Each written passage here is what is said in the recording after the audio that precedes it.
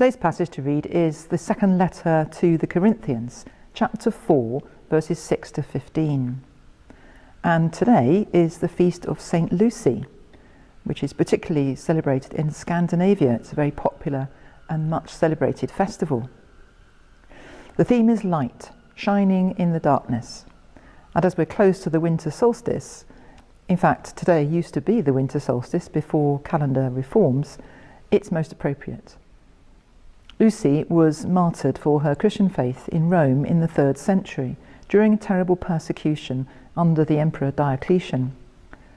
The story that's much loved about her is that as a young girl, unsuspected, she used to venture into the underground catacombs where Christians hid from the authorities, taking them food and drink. To light her way, whilst carrying as many provisions as possible in her arms, she tied a candle on her head.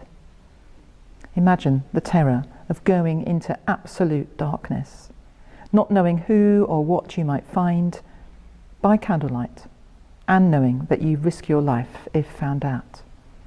That's extraordinary courage. Scandinavian winters are long and dark, and the Feast of St. Lucy heralds the turning of the year towards the spring and towards Christmas itself, the coming of the very light of the world.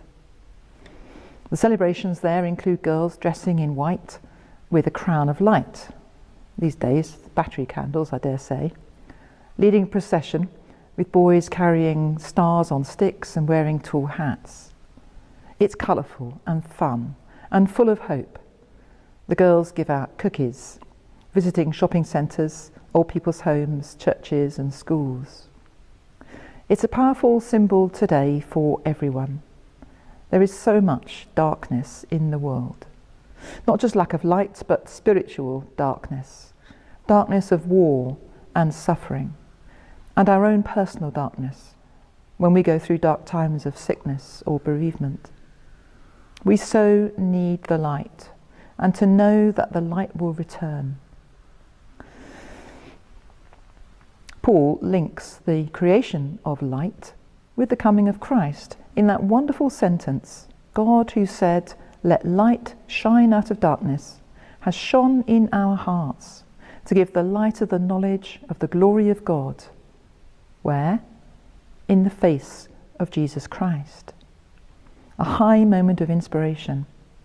Then he comes back down to earth as he goes on to talk about the clay jars, the fragile, vulnerable, failing human beings that we are, persecuted like Paul and Lucy, crushed and oppressed like so many in today's world, but not destroyed.